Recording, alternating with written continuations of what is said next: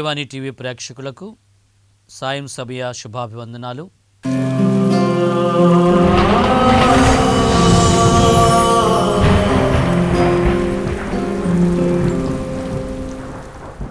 పునీత అగస్టిన్ వారి జీవితంలో వారి యొక్క మనోపరివర్తన, వారి యొక్క అంతర్మథనం, ఆ భావాలను బయటకు తీసుకుని వస్తూ కన్ఫెషన్స్ ఆఫ్ సెయింట్ అగస్టిన్ అనే గ్రంథంలో వారు రాసినటువంటి విషయాల్ని మనం ధ్యానాంశాలుగా తీసుకొని 7వ రోజులోనికి వచ్చాం. మనం ఈ వారంలో ముఖ్యంగా మనం ఆయనను దేవుని నుండి దూరం చేసినటువంటి, ఆధ్యాత్మిక భావాల నుంచి దూరం చేసినటువంటి విషయాలని మనం ఒక్కొక్కటి కూడా పరిగణలోకి తీసుకొని వస్తూ ఉన్నాం.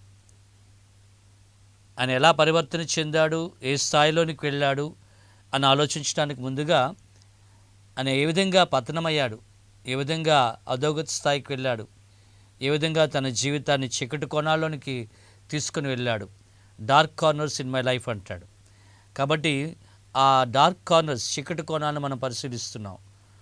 మొన్నటి రోజున సోమవారం నాడు మనం లస్ట్, శారీరక వ్యామోహము, శారీరకంగా వచ్చినట్టు ఆ యొక్క శోధనలకు ఏ విధంగా ఆయన పూర్తిగా బానిస అయిపోయాడు అనేటువంటి విషయాన్ని ఆలోచించాం. నిన్నటి రోజున మంగళవారం నాడు మనం ప్రత్యేకంగా అప్పటి రోజుల్లో ఉండే వివిధ సిద్ధాంతాలకు, ఆలోచన విధానాలకు ఆయన ప్రేరేపితుడై అవి వారిని తన యొక్క జీవిత విధానానికి అనుకూలంగా ఉన్నాయని, తన జీవిత విధానానికి అనుసంధానం కలిగిస్తున్నాయి, సులభంగా ఉన్నాయని వాటిని పాటిస్తూ ఆ ముసుగులో క్రీస్తుని, క్రీస్తు బోధనలను, బైబిల్ గ్రంథాన్ని తృణీకరించినటువంటి సందర్భాన్ని నిన్నటి రోజున రెండవ విషయంగా మనం పరిగణించాం. ఈ రోజున అతన్ని ఆ బలహీనత స్థితిలోనికి తీసుకుని వెళ్ళి దేవుని నుంచి దూరం చేసినటువంటి, ఆధ్యాత్మిక స్థితిలో తక్కువ స్థాయిలోనికి తీసుకుని వెళ్ళినటువంటి, అతను లొంగినటువంటి మరొక బలమైనటువంటి ప్రలోభం ఏమిటి అంటే గర్వము, ప్రైడ్. ఈ గర్వము అనేటువంటి ఈ ప్రలోభానికి తాను లొంగి గర్విష్ఠిగా జీవించానని ఆయన తన జీవితంలో ఒప్పుకుంటున్నాడు. ఈ కన్ఫెషన్స్ ఆఫ్ సెయింట్ అగస్టిన్ ఈ పుస్తకంలో ఈ పుణ్యచరిత్రుడు ఈ విషయాలను రాస్తున్నాడు, ప్రస్తావిస్తూ ఉన్నాడు. దానికి ముందుగా అంటాడు ఆయన, ఈ ప్రైడ్ అనేటువంటిది ఆర్కిటైపల్ సిన్, ప్రధానమైనటువంటి పాపము, మూల పాపము. ఈ మూల పాపం నుంచి అనేక ఇతర పాపాలు కూడా బయలువెడుతాయి మనిషిలో అని. కాబట్టి ఈ గర్వం అనేటువంటిది ఒక బలమైనటువంటి మూల పాపంగా ఆయన తీసుకుంటూ ఉన్నాడు. తన బాల్యం నుంచి కూడా ఈయన ఈ గర్వం అతను దోచుకున్నది అంటాడు. అతని బాల్యంలోనే గర్వం అతని దోచుకున్నది అని వివరిస్తున్నాడు. యుక్త వయసుకు వచ్చేసరికి ఆయన సాహిత్యాన్ని బాగా నేర్చుకున్నాడు, సాహిత్యవేత్త అయ్యాడు, అనర్గళంగా చెప్పగలిగేటువంటి ఒక లెక్చరర్ స్థాయికి ఆయన వెళ్ళాడు. అది ఒక విధంగా ఆయన్ని గర్వపు పరిస్థితుల్లోనికి తీసుకుని వెళ్ళవచ్చు. ఆయన తెలివితేటలు, ఆయన యొక్క మేధస్సు, తెలివితేటలతో ఇతరులు ఆకట్టుకునే విధానంలో, ఇటువంటి కారణాల చేత ఆయనలో ఈ గర్వము ఎక్కువైంది. వీటన్నిటికంటే ముఖ్యంగా ఇంటలెక్చువల్ ప్రైడ్ అంటాం. తాను తెలివైనవాడు, తనకు అనేక విషయాలు తెలుసు అనేటువంటి ఆ ఇంటలెక్చువల్ ప్రైడ్, విజ్ఞానపరంగా తెలివితేట ఉన్నటువంటి ఒక వ్యక్తిగా తను తాను పరిగణించుకొని ఆయన బైబిల్ గ్రంథాన్ని కూడా తృణీకరించాడు. ఇట్ ఈస్ ఇన్ఎక్సెసబుల్, అందుబాటులో లేనటువంటి ఒక గ్రంథం అని తృణీకరించేశాడు. ఆయన జ్ఞానము కోసం చేసినట్టు ఆ యొక్క అన్వేషణలో అప్పటి రోజుల్లో ఉండేటువంటి ఫిలాసఫర్స్ యొక్క భావాలని తీసుకునే ప్రయత్నం చేస్తూ విజ్ఞానాన్ని బాగా సంపాదించే ప్రయత్నంలో సిసారియో యొక్క ఆలోచన విధానాన్ని కూడా ఆయన అనుకరించడానికి ప్రేరేపణగా ఆయన తీసుకున్నాడని తన స్వీయ గ్రంథంలో ఆయన చెప్తూ ఉన్నాడు. లతీన్ భాషలో ఉన్నటువంటి ఆ బైబిల్ గ్రంథం భాషా విధానం కూడా అందరికీ అందుబాటులో లేదు. సరళమైన విధానంలో లేదు, స్పష్టంగా అర్థం కావట్లేదు అని అంటూ కూడా ఆయన గర్వంతో బైబిల్ గ్రంథాన్ని కూడా తృణీకరించాడు. తాను రాసుకున్నటువంటి ఈ కన్ఫెషన్స్ 3వ పుస్తకము 1వ అధ్యాయంలో ఆయన ఈ విధంగా ప్రస్తావిస్తాడు. గర్వం వలన బైబిల్ గ్రంథాన్ని అందుకునే ప్రయత్నం నేను చేయలేదు. బైబిల్ నందలి అంతర్గత భావాలను, దైవిక విషయాలను తెలుసుకునే ప్రయత్నం నేను చేయలేదు. బైబిల్ అధ్యాయంలో మెట్లు ఎక్కడానికి తల వంచే ప్రయత్నం నేను చేయలేదు అని స్పష్టంగా ఒప్పుకుంటున్నాడు. Pride has restricted his access to scriptures to bow my head to claim its steps అంటాడు. అందులో ఉన్నటువంటి విషయాలను తెలుసుకోవడానికి నేను ఒక్కొక్క మెట్టు పైకి ఎక్కడానికి తల వంచి ఈ ప్రయత్నం అడుగు వేయాలి అని నేను ముందుకు రాలేదు అని అంగీకరిస్తున్నాడు. I did not bow down my head to take a further step to claim up. Bible అధ్యయనం, బైబిల్ తెలుసుకోవడానికి, బైబిల్ లోతుగా గ్రహించడానికి నేను ఒక్కొక్క మెట్టు ఎదిగే ప్రయత్నములో తల వంచి ప్రారంభన నేను చేయలేదు. ఆ ప్రారంభాన్ని నేను మొదలు పెట్టలేదు అని తనంతట తానుగా తన గ్రంథంలో రాసుకుంటూ ఉన్నాడు. బైబిల్ను ప్రశంసించడానికి నాకు గర్వం అడ్డు వచ్చింది. వినయం అనే పుణ్యగుణమే తనకు బైబిల్కు మధ్య గోడను తొలగిస్తుందని కూడా ఆయన అంగీకరించలేకపోయాను అని రాసుకుంటున్నాడు. బైబిల్ ప్రశంసించడానికి నా గర్వమే నాకు అడ్డు వచ్చింది అంటున్నాడు. బైబిల్ నేను చదవడానికి, బైబిల్ నేను అధ్యయనం చేయడానికి ఈ వినయం అనే పుణ్యగుణమే నాకు ఈ ప్రయత్నానికి మధ్య అడ్డుగోడగా ఉందని నేను తెలుసుకోలేకపోయానని తర్వాత దశలో రాస్తున్నాడు. అంటే తన జీవితంలో ఒకంతకాలం ఎప్పుడైతే తన పాండిత్యంతో, తన తెలివితేటలతో, తన మేధస్సుతో ముందుకు వెళుతూ ఉన్నాడో ఆయన తృణప్రాయంగా చూశాడు బైబిల్ని కూడా. ఇంకా బైబిల్ చదవడంలోనే ఆయన ఇంట్రెస్ట్ చూపించలేనప్పుడు అందులో లోతులోనికి వెళ్ళటానికి, వాటిని పరిశీలించడానికి, అన్వయించుకోవడానికి ఇక ముందుకు వెళ్ళే అవకాశం లేదు. మనిషి ఈ విధంగా గర్వముతో ఉండేటప్పుడు, గర్వములో ఒక స్థాయికి చేరుకునేటప్పుడు, తాను సాధించిన విజయాలను బట్టి, కొంతమంది ఒక మంచి ఉద్యోగం సంపాదించినట్లయితే, బాగా జీతం వచ్చేటువంటి ఉద్యోగం సంపాదించినట్లయితే, నా వాళ్ళకి ఎవరికీ లేదు, మా ఫ్రెండ్స్కి ఎవరికి లేదు, నాకు ఉద్యోగం వచ్చింది, నేను ఎంత సంపాదిస్తున్నాను అనే గర్వం కావచ్చు. ఒక పెద్ద మేడని కట్టినట్లయితే, ఒక మిద్దెని కట్టినట్లయితే, ఒక పెద్ద అంతస్తున్న భవనాన్ని సంపాదించినట్లయితే, నేను ఇది సంపాదించుకున్నాను గర్వం. ఈ విధంగా తాను సంపాదించుకున్నటువంటి ధనము, వస్తువులు, ఇల్లు, మేడ, మిద్దెలను బట్టి గర్విస్తూ ఉంటాడు. తాను సంపాదించుకున్నటువంటి ఇంటలెక్చువల్ ప్రైడ్ ఇప్పుడు ప్రస్తావించారు. తెలివితేటలు, మేధస్సు, నేను ఎంత చదివాను, ఇన్ని డిగ్రీస్ సంపాదించాను, ఇంత ఉన్నత స్థితిలోనికి వెళ్ళాను, నేను ఈ విధంగా నా యొక్క సలహాలు, ఆలోచనలు నేను ఇతరులకు ఇస్తూ ఉన్నాను అనే స్థాయిలోనికి వెళ్ళేటప్పుడు ఆ వ్యక్తి తన యొక్క తెలివితేటల్లో, మేధస్సులో గర్వాన్ని ప్రదర్శిస్తున్నట్టు. కొన్నిసార్లు కొన్ని సందర్భాలలో భక్తులు కూడా స్పిరిచువల్ ప్రైడ్ అని ఒక పుస్తకంలో నేను చదివాను. స్పిరిచువల్ ప్రైడ్, ఆధ్యాత్మికతలో కూడా, భక్తిలో, పుణ్య జీవితంలో వాళ్ళ మిగతా వాళ్ళకంటే ఉన్నతులుగా ఉండేటప్పుడు, ఆ భక్తిభావంలో ప్రార్థనలు నలుగురు వాళ్ళని సంప్రదించేటప్పుడు, మా కోసం ప్రార్థించండి అని అడిగినప్పుడు, నేను వీళ్ళకంటే ఉన్నతంగా ఉన్నాను అని ఆధ్యాత్మిక గర్వంలో కూడా మనిషి దిగజారే పరిస్థితి కనబడుతూ ఉంటుంది. వీటిని హెచ్చరిస్తూ ఉంటాడు ఆ పుస్తకంలో. ఎప్పుడైతే మనిషి ఈ గర్వించే స్థితిలోనికి, స్థాయిలోనికి వెళ్తున్నాడో అనేక విషయాలను ప్రక్కన పెట్టేస్తాడు. దేవుని ప్రక్కన పెట్టేస్తాడు, బైబిల్ని ప్రక్కన పెట్టేస్తాడు, సత్యబోధన ప్రక్కన పెట్టేస్తాడు. ఇటువంటి పరిస్థితి ఆయన జీవితంలో ఏర్పడిందని ఈయన తన జీవితంలో అంగీకరిస్తూ ఉన్నాడు, మనసారా ఒప్పుకుంటూ ఉన్నాడు. మరి ఒకసారి మనం కూడా పరిశీలించుకుందాం, ఆత్మశోధన చేసుకుందాం, ఇటువంటి ప్రమేయములు, ప్రలోభాలకు మనం కూడా గురవుతున్నామేమో అని.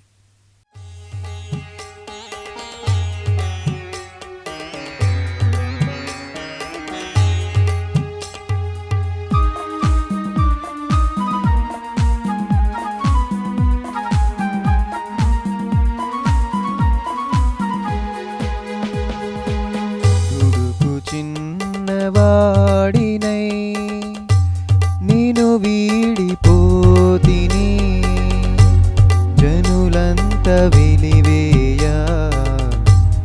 ఏకాకినైతిని ఆ తండ్రి ఓలె దేవా కరుణ చూపవా దుడుకు చిన్నవాడినై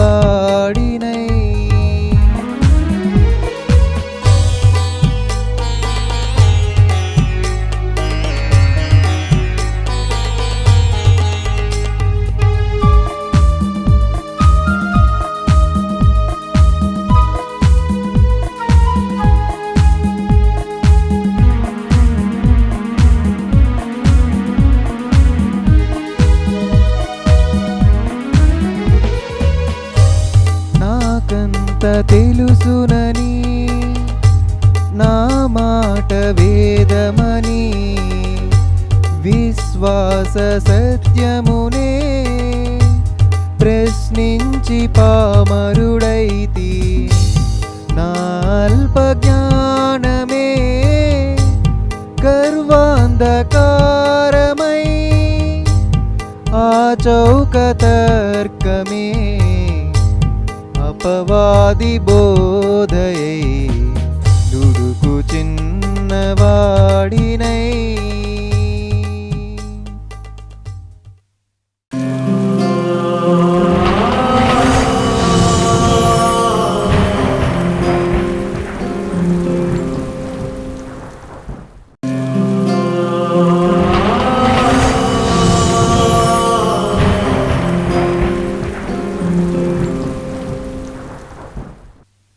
తనకున్నటువంటి ఆస్తి, తనకున్నటువంటి సంపాదన అదే నాకు సర్వస్వం అనుకొని తండ్రిని కాదని వెళ్ళినటువంటి దుడుకు చిన్నవాడిని మనం చూస్తున్నాం. తనకున్నటువంటి విజ్ఞానమే, తనకున్నటువంటి తర్కమే, తనకున్నటువంటి ఆలోచన విధానమే చాలా హెచ్చు అనుకొని అందులో భ్రమసి తండ్రిని విడిచి వెళ్ళినటువంటి అగస్టిన్ గారిని మనం చూస్తూ ఉన్నాం. అదే ఆయన తన జీవితంలో అంగీకరిస్తూ ఉన్నాడు. తన జీవితంలో మొదటి స్థాయిలో ఈ విధంగా ఆయన తన తత్వాన్ని, తన తర్కాన్ని, తన యొక్క ఆలోచన విధానాన్ని గొప్పగా ఎంచుకొని బైబిల్ బోధను, బైబిల్ అందరి సత్యాలను, క్రీస్తుని తన గర్వము చేత అంగీకరించలేని స్థాయికి ఈయన వెళ్ళాడు. వినయముతో బైబిల్ను అంగీకరించే స్థాయికి నేను చేరుకోలేకపోయాను అని ఆయన ఒప్పుకుంటూ ఉన్నాడు.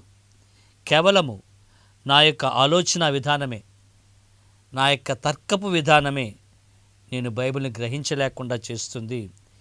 ఇది నా బలహీనత అని తర్వాత జీవితంలో స్థాయిలో ఆయన అంగీకరిస్తూ ఉన్నాడు. అతడు తన యొక్క స్నేహవర్గం ఎవరైతే ఈ వివిధ ప్రలోభాలకు గురి అయి ఉన్నారో వాళ్ళతో కలిసి ఆయన అంటున్నాడు, we were too weak to discover the truth by pure reasoning అంటాడు.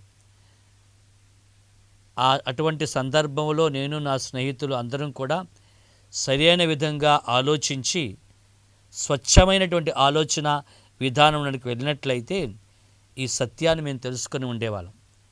మా ఆలోచన విధానం స్వచ్ఛంగా లేదు, ఒకవైపుకి మరిగి ఉంది. మా జీవిత విధానానికి అనుకూలంగా చేసుకునే పరిస్థితుల్లో మేము వెళ్ళాం.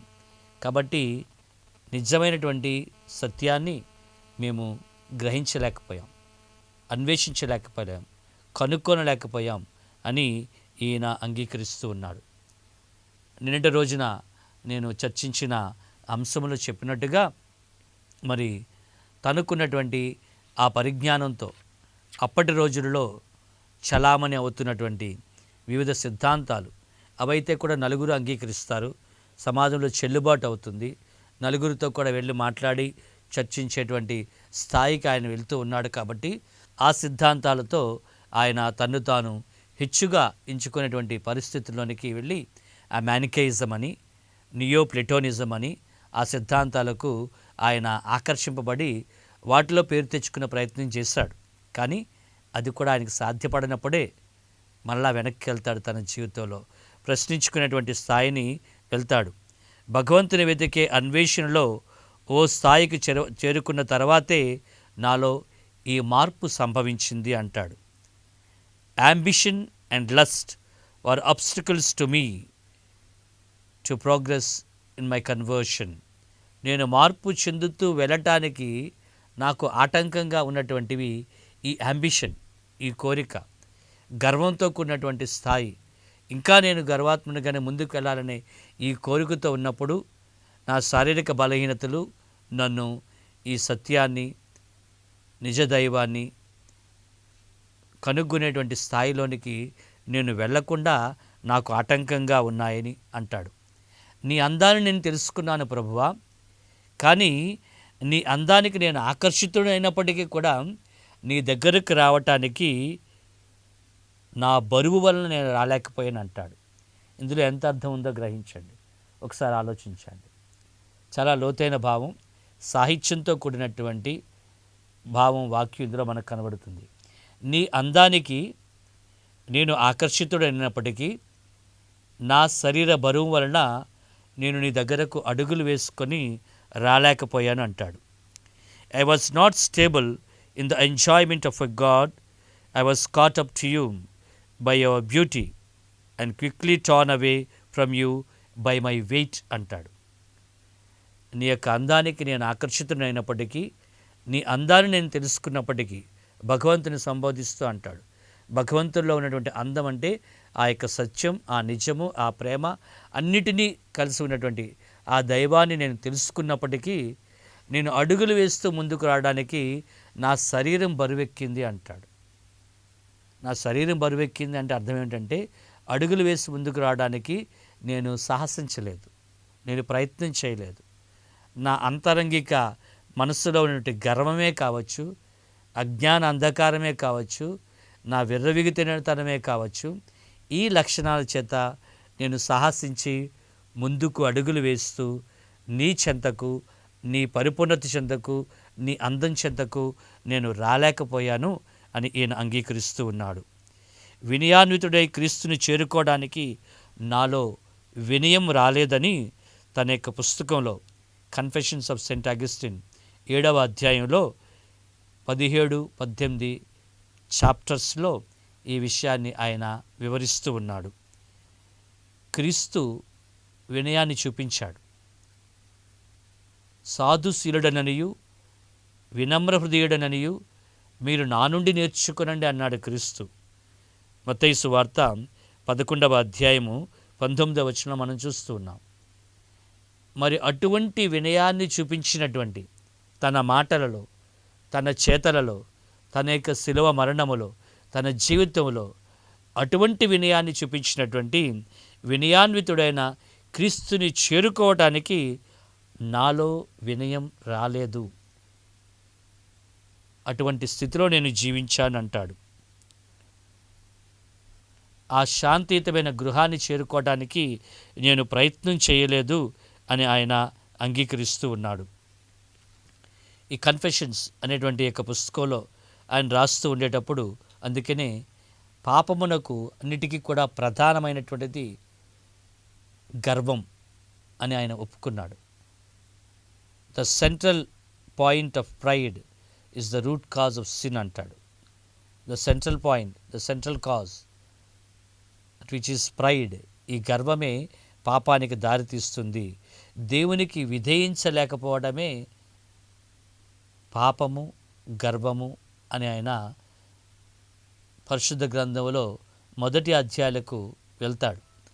అక్కడ ఆ ఆదిమ దంపతులు తామే గొప్పవాళ్ళని, తనకు కలిగినటువంటి ఆ యొక్క ప్రలోభం చేత, ఆ శైతాను శోధన చేత తాము గొప్పవాళ్ళని, దేవునికి ఇంకా విధేయించవలసిన అవసరం లేనటువంటి ప్రలోభానికి, ఆ యొక్క ఆలోచనకు వాళ్ళు లోనయ్యే కదా, గర్వం చేతనే కదా, దేవుని పట్ల అవిధేయత చూపించడం వలనే కదా దేవునికి వాళ్ళు దూరమయ్యారు.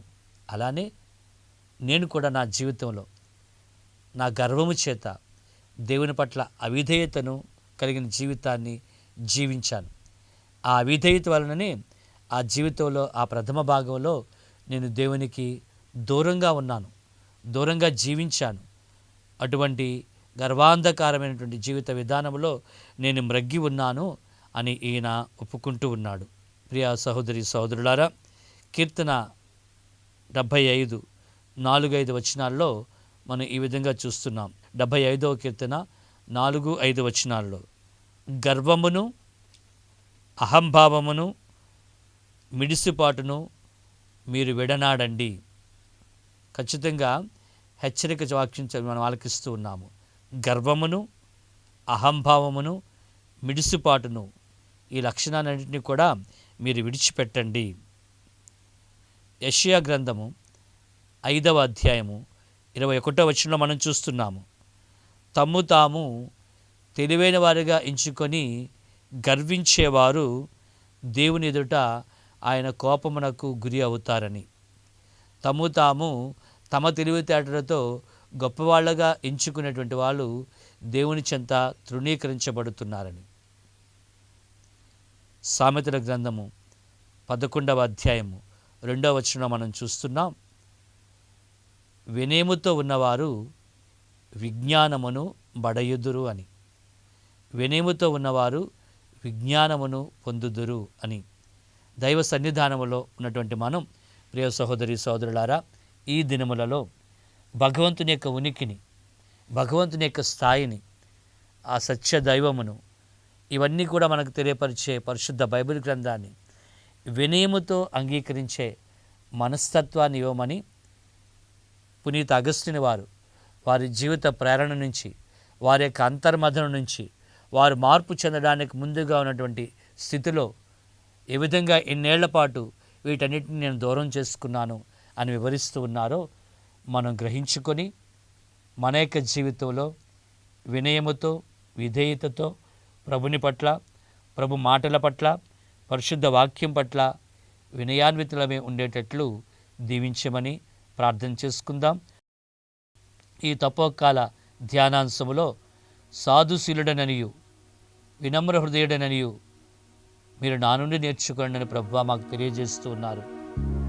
ఏమి సాధించినా, ఎన్ని సాధించినా, ఏ స్థాయిలోనికి వెళ్ళా అవన్నీ నీవిచ్చిన వరాలుగా గుర్తించేటట్లు పునీత అగస్టిన్ వారి యొక్క జీవిత పాఠము నుంచి మేము నేర్చుకునేటట్లుగా మాకందరికీ కూడా కృపను దయచేయమని ప్రార్థించుచున్నాము తండ్రి. ఆమేన్. ప్రేక్షకులు, రేపటి దినమున ఇదే సమయంలో మరలా మనం కలుసుకుందాం. God bless you.